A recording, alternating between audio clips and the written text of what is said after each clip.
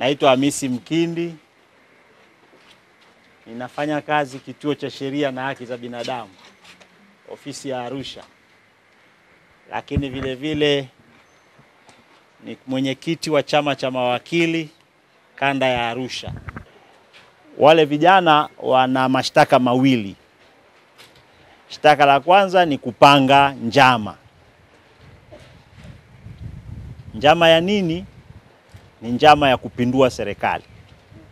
Kwa hiyo kosa la pili ni kupindua serikali. Katika lugha rahisi wanasema kosa la uhaini. Uhaini ni kuiondoa serikali iliyopo madarakani pasipo kufuata utaratibu wa kisheria. Utaratibu wa kisheria ni kupitia uchaguzi. Sasa mkitaka kuiondoa bila kufuata utaratibu wa kisheria, maana yake umekiuka sheria. Hilo ndio kosa la pili. Sasa kuna shtaka hilo la pili halina dhamana. Halina dhamana, kwa hiyo wako kule. Upelelezi unaendelea. Lakini kila mmoja alisikia maelekezo ya Mheshimiwa Rais kwamba hao watu, akimuelekeza muendesha mashtaka, mkurugenzi wa mashtaka, kwamba hao watu waachiliwe. Kwa hiyo hilo nalo linafanyiwa kazi. Linafanyiwa kazi. Kwa hiyo tutakapokuja tarehe 3 na tarehe 4 tutapata kujua wamefikia hatua gani. Sasa katika kuwatetea tumebaini mambo fulani. Jambo la kwanza, tumebaini kuna wako ambao wako chini ya miaka 18. Kwa maana ni watoto. Kwa mujibu wa sheria ya mtoto, ukiwa chini ya miaka 18 wewe ni mtoto. Na kuna taarifa pia kwamba baadhi ya hao watoto ni wanafunzi waliopaswa kuwa kwenye mitihani ya kidato cha 4, kidato. Sasa sisi tunao wengi, jumla ya watu wako 191. Kwa kama kuna mzazi ambaye mwanae yuko chini ya miaka 18, tutaomba abaki, tupate kuzungumza naye pembeni. Kuna yako ambayo tunataka kuzungumza naye. Kule ndani wako wengi. Kuna wako ambao wana mahitaji maalum. Mfano, tuna mmoja tumekutana naye ni mlemavu wa kusikia na kuzungumza. Lakini si mwenyeji wa Arusha pia. Alikumbwa tu. Anaishi Kimandolo, tumepata taarifa zake. Kwa hiyo ndugu zake pia tungependa zaidi kama wapo hapa tuweze kuwasiliana naye. Tuangalie. Kwa sababu kama alipita shule maalum ya zile tunasema shule ya mahitaji maalum, maana yake akija mtaalamu wa alama wataweza kuwasiliana. Lakini kama hana, maana yake kuna yule mtu aliyekuwa naye nyumbani ambaye wanaonana kila siku, ndio wamezoea, wanaweza kuwasiliana. Maana yake kila anapokuja mahakamani tunahitaji huyo awepo ili aweze kumfikishia ujumbe wa kujua, ana haki hiyo ya kujua nini kinachoendelea. Sasa hivi tunampeleka tu, hajui amekuja kufanya nini, hajui nini kilichoendelea. Kwa hiyo tunahitaji kusikia kwa ndugu zake pia ili tuweze kupata hilo. Kwa sababu mimi hata nikiongea naye bado tunashindwa kufanya nini? Kuelewana. Kwa hiyo tunaomba hilo pia, kama kuna ndugu yake au aweze kubaki ili tuweze kusema naye. Na mwisho, wale ambao ni wanafunzi, kama wazazi wao wapo, tuwasiliane nao ili tuweze kujua. Kuna wako ambao wanatakiwa kwenda kuanza kidato cha kwanza. Kuna baadhi nimeonana nao pale, wamesema wanatakiwa kwenda form 1. Maana yake hii Disemba ndio wanatakiwa wafanye nini? Maandalizi.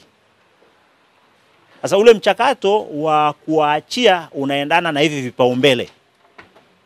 Upelelezi unaendana na hivi vipaumbele. Maana yake tukizipata hizi taarifa kwa uhakika, tutaziwasilisha kwenye mamlaka husika kwa haraka ili hawa waweze kuachiwa mapema zaidi wakafanye hayo majukumu yao.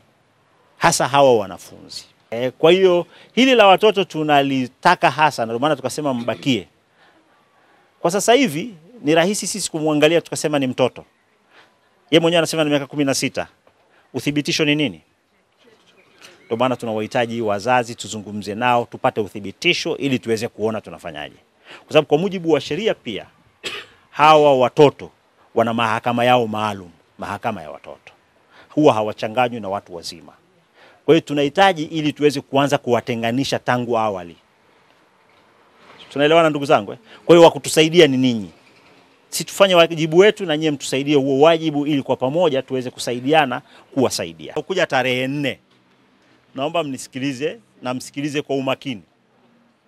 Israeli Paulo Lairumbe, Rosi Saidi Mushi, Mary Nahumu Moshi, Joseph Bernard, wanapenda kumuita Masanya, Pasco Emmanuel Danieli, Douglas Zakaria Munuo, Andrea Ndeufo Munuo, Rabisante Ndeufo Munuo, Godfrey Jackson Nasari, Philemon Silas Lobaya, Harry Godwin Munuo, Shabani Rajabu Lisu, Saidi Ali Mkizungo, Wilfred Sifaili Palanjo, Shabiri Swaibu Ismaili, Gerard Francis Minja, Yusufu Saidi, Adolf Robert Kimario, Abubakari Isa Bwiti, Daniel Elneza Mbwambo, Ivo Respiki Hamaro au Sakimba, Felix Peter Felix, Hasanali Ali Kishawele, Hasani Abasi Ibrahimu, Musa Peter Kimpinga, Masudi Idi Msandawe, Israel Elias Molel, Rajabu Hassan Mikidadi, Emmanuel Taeli Akio, Yuda, Jafari Robert Nanyaro, Leonard Michael Muro, Joseph Yasini Molel, Vumilia Shansalio Lema, Hasani Hamisi, Gwanda Jilala, Pinieli Olkitati Molel, Salimu Idi Magangila, Kembaki Marwa Mwita, Peter Joseph Mwanawima, Elibahati Gaspar Kihundwa, Asifiwe Elifo Ndosi, Lucas Moses Sabaya, Imani John Urasa, Alfa Haruni Kweru, Hamisi Dickson Michael, Pasco Valentini Msubi, Emmanuel William Wawa, Jumanne Marki Salaya, Badi Baraza, Abdul Aziz Ali, Francis Abdi Juma, Musa Onyango, Mikidadi Jackson John, Brighton Amani Lota, Juma Selemani Haruna, Shabiri Rashidi, Rogati Eliapenda Mesiaki, Sadiki Mgaza, Christian Steven Shayo, Daudi Eliamini Mbaga, Israeli Peter Tofili Kavishe. Kwa maendeleo ya sekta ya utalii na huduma za hoteli nchini, Parrot Hotel iliyopo Kaloleni katikati ya jiji la Arusha ni fahari ya Tanzania. Ina bwawa la kisasa la kuogelea na kupumzika kwa watu wa rika zote. Mapokezi yenye ubora hapa. Utapata kahawa safi na vinywaji baridi vya kila aina. Lifti za kisasa za kupeleka kwenye floor 13 zenye vyumba zaidi ya 100. Vyumba vya kulala vyenye mazingira salama na tulivu, vyenye joto la upendo na baridi ya starehe. Kumbi za mikutano zenye vifaa vya kisasa, mazungumzo ya kitaifa na kimataifa. Sehemu nadhifu ya chakula yenye kuleta hamu, vyakula vyenye viwango vya ubora wa afya. Baada ya uchovu wa kutwa nzima, kuna baa ya kipekee kwa jioni yako ya kukumbukwa. Karibu Parrot Hotel kuonja ladha mpya ya maisha.